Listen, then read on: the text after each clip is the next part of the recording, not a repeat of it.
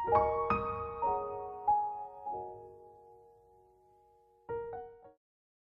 Everyone. Welcome to my YouTube channel the soulful diary. आज की video में हम बात करेंगे नसीम एज़ेकियल की poem the night of the scorpion के बारे में। पोएट के बारे में हम पहले ही एक वीडियो में डिस्कस कर चुके हैं जिसका लिंक डिस्क्रिप्शन में है। चलिए आज पोम के बारे में डिस्कस करते हैं। को इन डेप्थ डिस्कस करने से पहले जान लेते हैं उसके कुछ की features. The night of the scorpion is a look at the superstitions of another time and the common humanity that unites all of us throughout the ages. The poem has 8 stanzas, each of which contain lines between 3 to 8. This is one of Ezekiel's first poems. It was first anthologized in Collected Poems 1952 to 1988. The poem is written in free verse, meaning it does not contain a rhyme scheme. This choice adds to the seriousness of the poem's subject matter and the deadly nature of the story Ezekiel tells. The poem is the story of one night in which the mother of the speaker is stung by a poisonous scorpion. She suffers for 24 hours while peasants, holy men, and her husband try to heal her. They try curses, blessings, prayers, herbs, and all forms of ancient medicine that are not practiced in most of the modern world. Their efforts are in vain. A sense of otherworldliness is created by the beliefs and practices of these peasants in comparison to the world in which the reader is. Existing a barrier is put up. The barrier is torn down as the poem concludes, and the reader realizes how similar they are to the characters in the poem, united by their common humanity. चलिए pome को in depth discuss करते हैं। Stanza 1 and 2. I remember the night my mother was stung by a scorpion. 10 hours of steady rain had driven him to crawl beneath a sack of rice. Parting with his poison flash of diabolic tail, in the dark room he risked the rain again. This poem begins at the beginning, with the speaker telling the story of how his mother was stung by a scorpion, Ezekiel does not use unnecessary phrasing or extra words. He gets right to the point. He describes how the scorpion had been driven inside by steady rain and had decided to hide beneath a sack of rice. This first stanza is only 4 lines, a choice Ezekiel makes to urge the story forward. A quick succession of stanzas allows for the poem to flow faster. The second stanza proceeds in the same way, but this time with only 3 lines. In the stanza, Ezekiel speaker describes the actions of the scorpion. He portrays the creature as being purposefully diabolic. I thought that will directly relate to the beliefs and actions of those who attend the speaker's mother. The scorpion moves quickly before anyone can do anything. He's parts with his poison and runs back outside to risk the feather again. Stanza 3. The peasants came like swarms of flies and buzzed the name of God 100 times to paralyze the evil one. Through this piece, Ezekiel makes a number of language choices that continue to reference the movements and parts of different insects. These descriptors are very prevalent in the third stanza. He describes the actions of the peasants as being like swarm of flies. They buzzed God's name in the hope of paralyzing the evil one. The image that Ezekiel creates here is clear. The reader can easily visualize a swarm of people coming down on the speaker's mother, all with good intentions, but perhaps so numerous that no one can do anything that would help. They are all devoted to the same purpose, praying in the hope of saving the mother. They believe that she has been inflicted by the evil one or the devil and pray in an effort to drive him out. Stanza 4. With candles and with lanterns, throwing giant scorpion shadows on the mud baked walls, they searched for him. He was not found. They clicked their tongues with every movement that the scorpion made. His poison moved in mother's blood, they said. Fourth stanza contains 7 lines and describes the hunt that the peasants embark on. in an effort to find the scorpion. They search with both candles and lanterns, which throw shadows on the wall in the shape of a scorpion. This image of the scorpion still being in the room, only in the form of shadow, helps set the scene for the next line as the peasants struggle to help the mother. The shadow is representative of the primitive fears that something evil is lurking just when they cannot see it.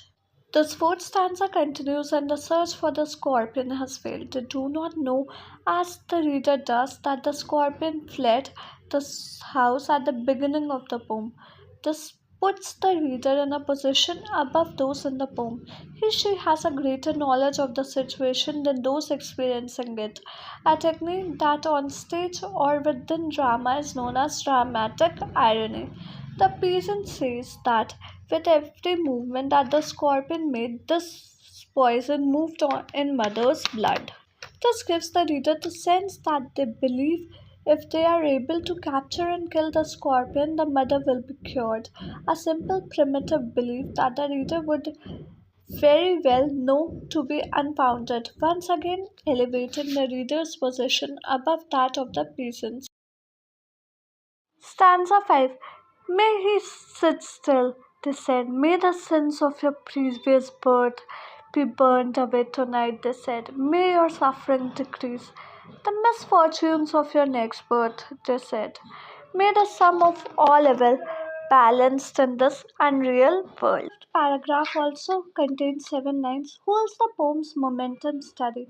The peasants wish the scorpion to be stilled, but offer a bit of consolation for the mother.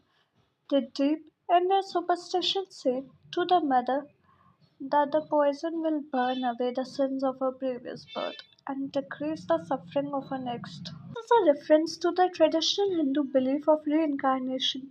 Due to their local social status, it was believed that the mother must have committed some kind of grievous sin to be condemned to this life. And that perhaps she was going through would improve her chances of being reincarnated into a higher position in her next life. Stanza 6 and 7.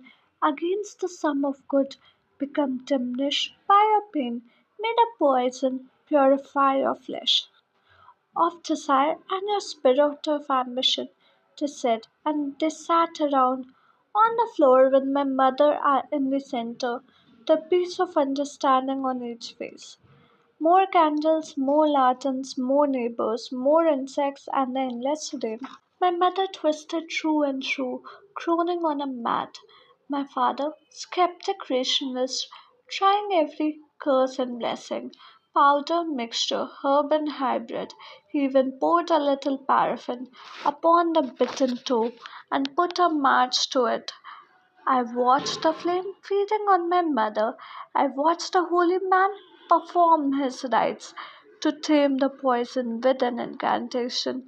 After 20 hours, it lost its sting. The stanza continues into the next, in which the speaker continues, relaying the words of the peasants. They wish that the pain the mother is experiencing will purify her flesh of desire and your spirit ambition. Peasants have given up their search for the scorpion and are now sitting around the mother with her at the center of a circle. The speaker describes each peasant as wearing a face that is peaceful with understanding. The next 2 lines allow for quick progression of time. Ezekiel lists a number of developments and additions to the story. All of the following are added to the situation. More candles, more lanterns, more neighbors, more insects, and the endless rain. The mother is twisting on the floor, groaning into the mat. It can be assumed that quite a large crowd has gathered around the mother. Many are there to help, and probably some are just there to observe. At this point in the story, the father is introduced into the poem. He is described as being a very sensible, rational man and a skeptic, most likely doubtful of the beliefs of the peasants at this moment, though he is desperate. Ezekiel's speaker describes his father as trying every curse and blessing, powder, mixture, herb, and hybrid. His father has forgotten his reason and is trying everything he can think of in an effort to save his wife. While the reader may have felt some distance from the characters at this point, the father's desperation feels real and acute. A man is hopeful beyond reason that a curse or blessing will save his wife. He even goes so far as to burn paraffin on her toe. The speaker watches the flames it creating feeding on his mother just as the poison is moving through her body. So is the flame consuming her skin. The reader is then informed that all of this has been going on for 20 years. A truly painful and horrific death. Throughout this poem, a number of different remedies are tried in an attempt to save the mother from what the reader can infer. None of them help. Some of these practices will be surely seem absurd to a modern reader.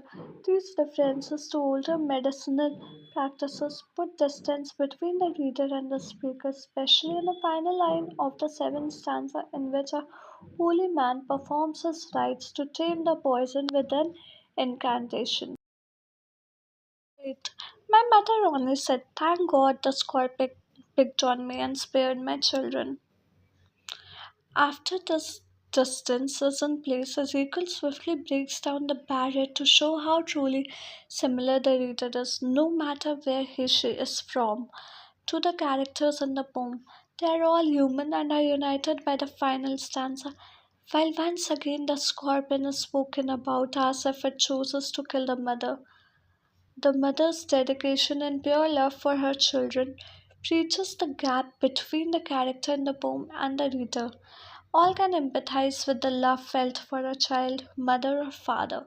This woman, although distant, living in a different time and place, is just as human and real as anyone reading this poem. Devices. The poem Night of the Scorpion by Nissim Ezekiel uses many literary devices, including metaphor, similes, personification, imagery, alliteration, and repetition. Metaphor compares two things that have at least one idea in common. For example, the scorpion is referred to as evil one. Personification gives human like qualities to non human things. For example, flame feeding on my mother. Simile compares two things using like or as. For example, the peasants came like swarms of flies. Imagery uses vivid language to appeal to the senses. For example, smell of candles and smell of burning oil in the lanterns. Alliteration repeats the same consonant sound at the beginning of words close together. For example, parting with his poison and diabolic tale in the dark room. Repetition repeats a phrase to emphasize a point. For example, may he sit still, they said. Night of the Scorpion is a free verse poem that tells the story of night when the poet's mother was stung by a scorpion. Themes of the poem. Faith and superstition. The villagers' response to the crisis highlights the clash between faith and superstition. They chant prayers and believe the mother's suffering is linked to past sins, showcasing a blend of religious belief and traditional explanations. Science versus tradition. The poem presents a contrast between the father's specific approach using remedies and the villagers' traditional beliefs, prayers, and rituals. Love and sacrifice. The poem powerfully portrays the mother's love for her children. Even in her pain, her first thought is their well being. I hope आज की video आपको पसंद है। कैसी लगी हमें comment करके बताएं और हमें ये भी कमेंट करके बताएं कि आप आने वाली वीडियो किस टॉपिक पर देखना चाहते हैं। और अगर वीडियो अच्छी लगी तो like share and subscribe to my channel. मिलते हैं कल एक और इन्फॉर्मेटिव वीडियो के साथ शाम 4 बजे। Thank you.